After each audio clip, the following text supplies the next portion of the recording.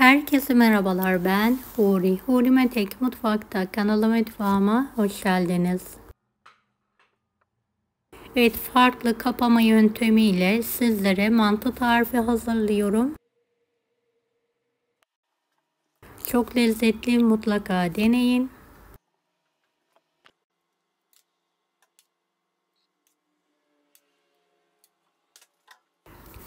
Akşam yemeğine tek başına yeter. Evet, tarifimi hiç bekletmeden hemen başlıyorum. 3 adet tam yumurta, 2 tatlı kaşığı tuz. Evet, ilk aşamada yarım su bardağı, daha sonra bir miktar daha ekliyorum. 2 yemek kaşığı sıvı yağ, 4,5 su bardağına yakın un. Unun miktarı kalitesine göre değişiklik gösterebilir.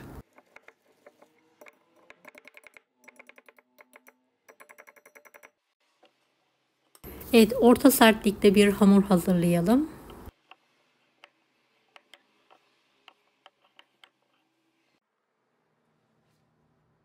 Evet, bir miktar da bu aşamada ekliyorum.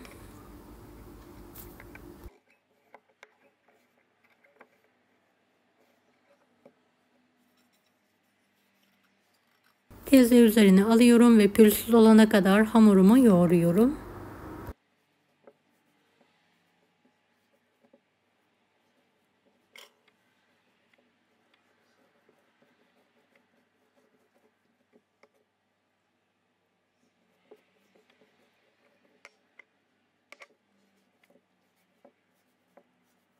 Evet, hamurumu yoğurdum. Gördüğünüz gibi oldukça sert. 3 eşit bezeye kesiyorum, yuvarlıyorum.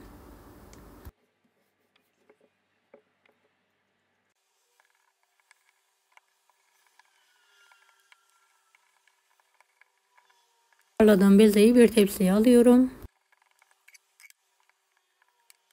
İç harcımızın için 250 gram kıyma, 1 adet kuru soğan, 1 tutam maydanoz, 1 tatlı kaşığı tuz, 1 tatlı kaşığı kuru nane, biraz karabiber, bir miktar da sıvı yağ ekliyorum ve yoğuruyorum.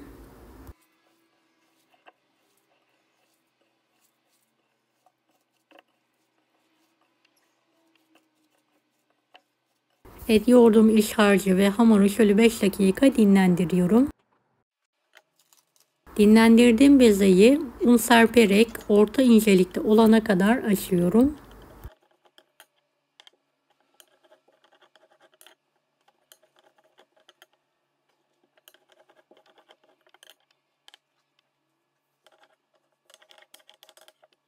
Beni hangi ülkeden veya şehirden izliyorsunuz merak ediyorum. Yoruma yazarsanız sevinirim.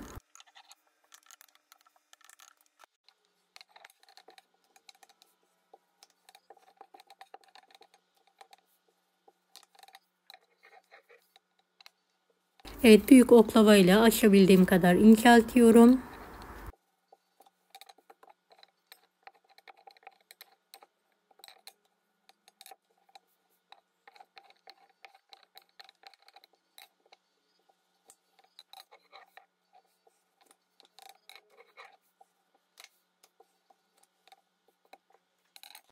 Bu incelik yeterli.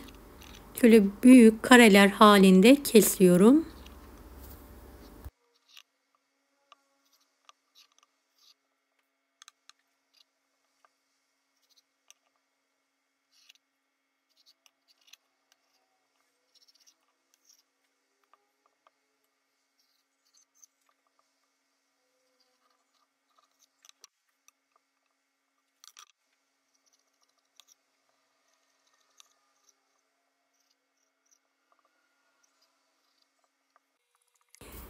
Evet, kestiğim hamurlara iç harcımı eşit miktarda pay ediyorum.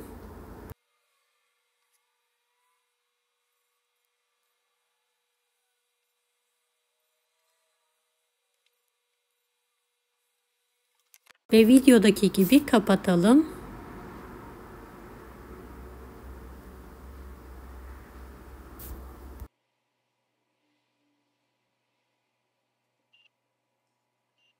Dilerseniz daha farklı şekillerde de kapatabilirsiniz.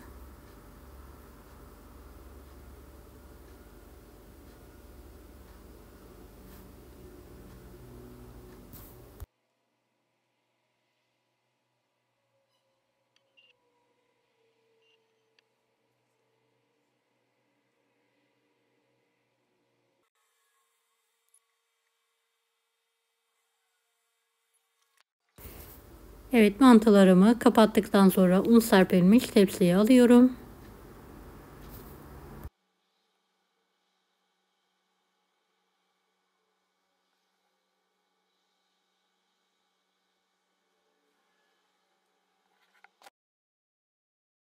Diğer bezelerimi de aynı şekilde açtım ve kapatıyorum.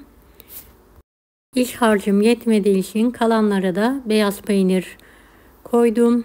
Aynı yöntemle kapatarak tepsilere alıyorum.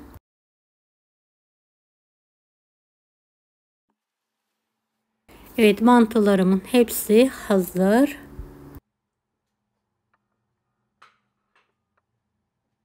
Dilerseniz buzluğa atabilirsiniz, dilerseniz hemen pişirebilirsiniz.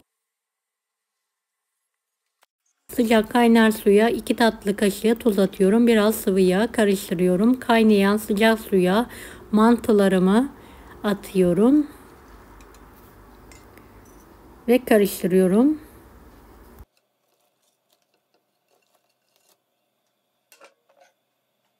Evet, hepsini suyun içine atıyorum.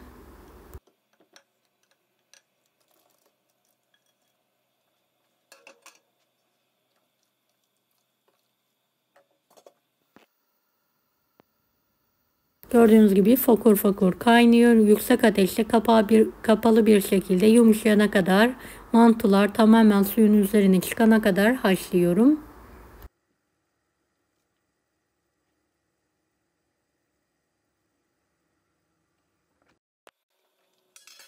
Evet, mantılarım artık pişti. Süzerek geniş bir tepsinin içine alıyorum. Soslukta da tereyağı erittim.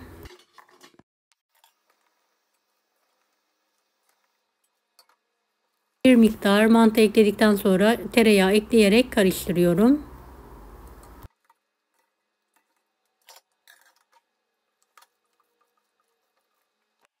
Evet, tekrardan şöyle bir karıştıralım. Birbirine yapışma olmasın. Üzerine hazırladığım yoğurt sarımsaklı sosu gezdiriyorum. Kalan yağı, kırmızı toz biber ekledim. Üzerine bolca gezdiriyorum.